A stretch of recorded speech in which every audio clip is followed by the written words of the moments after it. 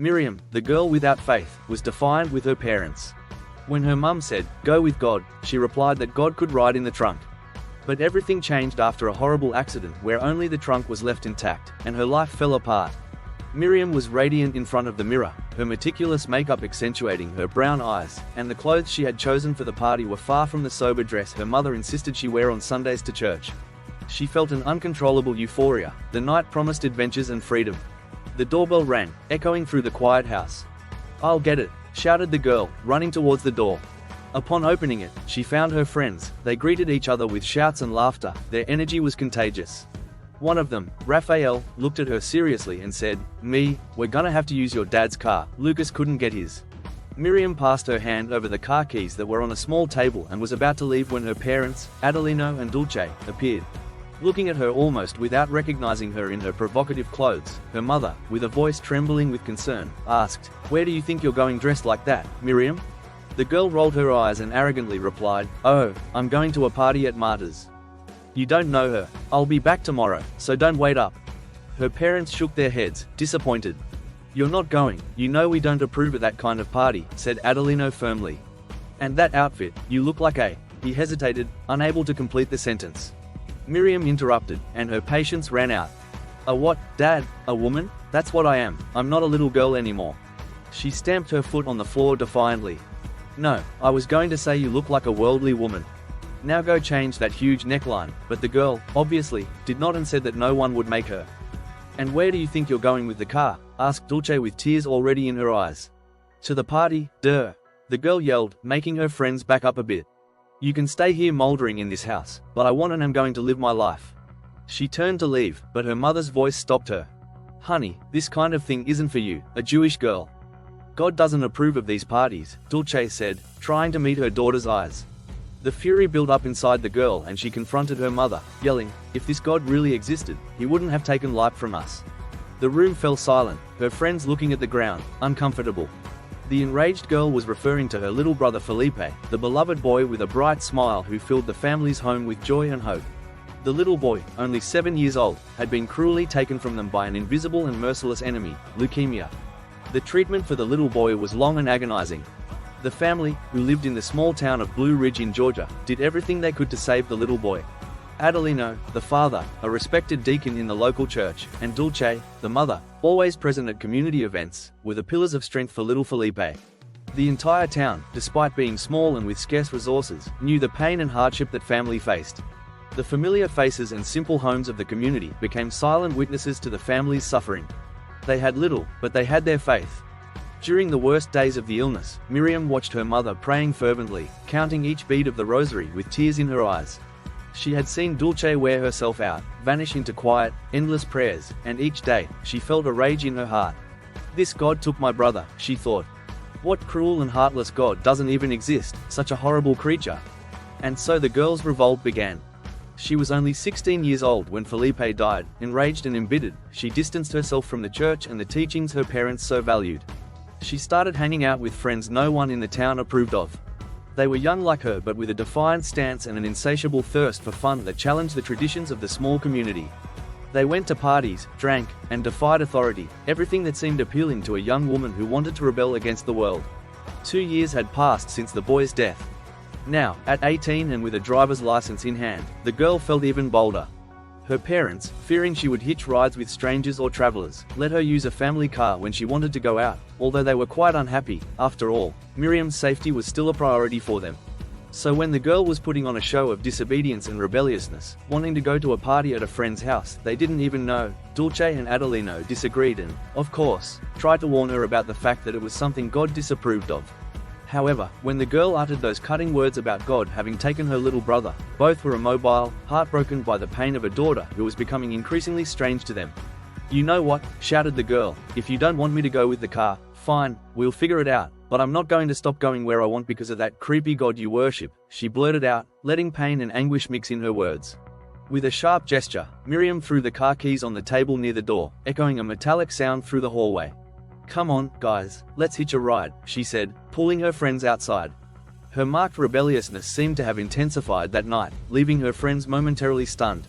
Adelino and Dulce, alarmed by their daughter's sudden attitude, tried to stop her. "No, daughter, wait," said the mother, running to pick up the keys from the table. With tears shining in her eyes, she handed the key to her. "Take it, just be careful." She looked at her parents indifferently, taking the keys. Her heart, once pulsing with joy, was now cold, a reflection of her revolt. Without a word of thanks, she turned to her friends and said, "Let's go." Everyone got into the car, the teenage bodies squeezing against each other in the confined space. The father, looking at his daughter with concern, reminded her, "Just be careful, honey. And we left a carton of eggs in the trunk, don't take it out, okay? It's for your grandma, we're taking it tomorrow, that's why you need to be here early in the morning." Grandma lived in a nearby town and frequent visits were a family tradition they tried to maintain despite all the hardships. As the last of the young people settled into the car, Dulce approached her daughter and said softly, "Be careful, huh? Honey, go with God." Miriam, wanting to appear brave in front of her friends, made a sarcastic comment, "Only if he goes in the trunk, because it's full here. Send your God back there, along with the eggs." The teenagers laughed. The laughter echoed unrivaled rudeness. The parents felt deeply hurt, disappointed by the indifference of the daughter who seemed to revel in their pain. The car then moved away, only the music and laughter of the young people in that vehicle could be heard, drowning out the silent whispers of the night. Dulce and Adelino watched their daughter leave with their hearts heavy with sadness and concern. The woman turned to her husband with tears sliding down her face and buried her face in the man's chest. He hugged her, feeling her heart beat against his. "Our only daughter, love, the only one left," whispered Dulce almost inaudibly. The husband stroked her hair and replied with sorrow, "Calm down, love, we did what we could." And they remained so, embraced in sadness, as their daughter disappeared into the night. The girl, on the other hand, seemed to be in a world completely different from that of her parents. With the car vibrating to the sound of loud music, Miriam was radiant, laughing and talking with her friends without any trace of the emotional storm she had left behind. "I don't know how you put up with it, me," said Amanda, one of the friends in the back seat. "If my parents were like that, I would have left home already." The young woman felt an uncomfortable tightness in her stomach because deep down, she knew she was being rebellious, but she didn't want to admit it since she was angry at everything and everyone. She disguised her discomfort with a smile.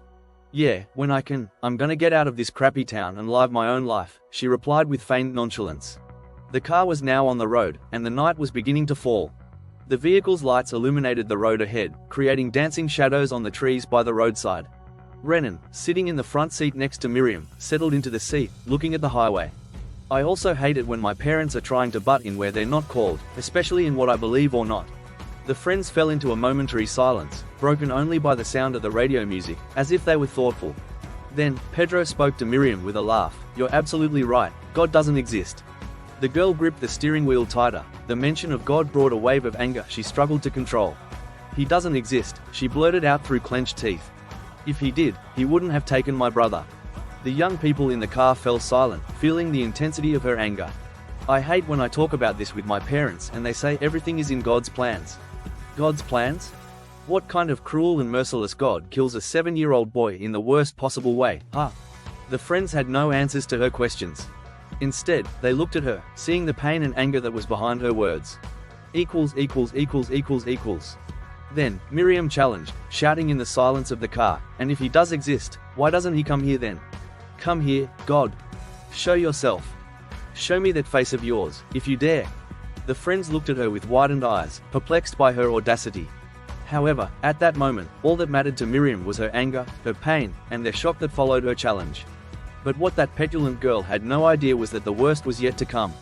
The dark road unfolded ahead like an endless abyss. The sharp conversation and laughter of the young people had ceased in the face of the girl's challenge shout. And then, without any warning, out of nowhere, an intense, blinding light broke through the darkness, so bright that the girl at the wheel had to close her eyes for an instant.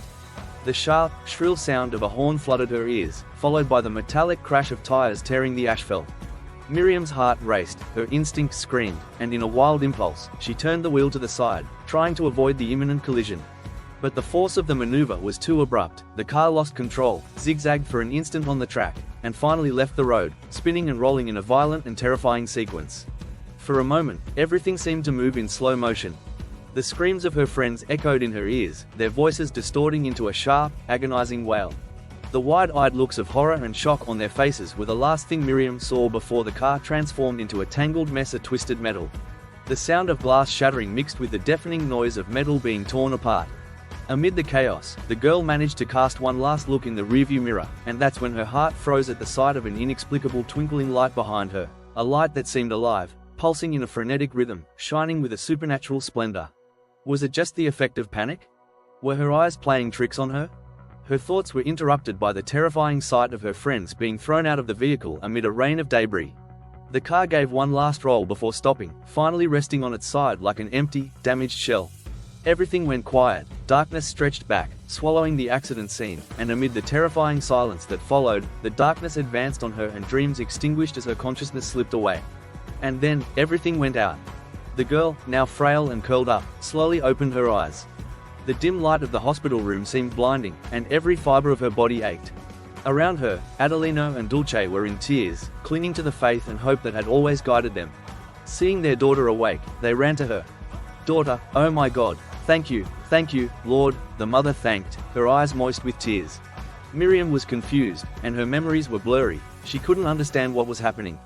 The pain in her parents' eyes was something she couldn't decipher, vaguely remembering the car, the friends, and the bright light of the truck. Her weak voice asked, "Where are the others?" The eyes of the two grew heavy, and their hearts tightened with the question. Then, with great effort, they explained what had happened. A cargo truck had a tire blowout, causing a terrible accident. Their car rolled over, and everyone was seriously injured. Miriam had been in a coma for over a week. Some of her friends were also in a coma, others already awake, but with serious injuries. Pedro lost a leg, Amanda needs an urgent liver transplant, and Renan is on the brink of death, said the father with a trembling voice. The news of the tragedy made the girl cry bitterly, guilt and pain consumed her, and remorse took over. "But we are praying for them, honey. It will be all right. God is good, and He will bless them, I'm sure," the mother tried to comfort the girl while the husband added something that caught the young woman's attention. "But you know what was the most curious thing, daughter? The trunk, it was intact."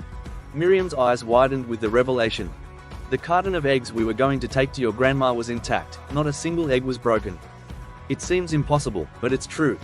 A stab of reality pierced the girl's chest. Her mind was flooded by the memories of the accident, the bright light that seemed to come from out there, just as if it had come from the trunk. Could it have been God? She thought. I told him to go in the trunk."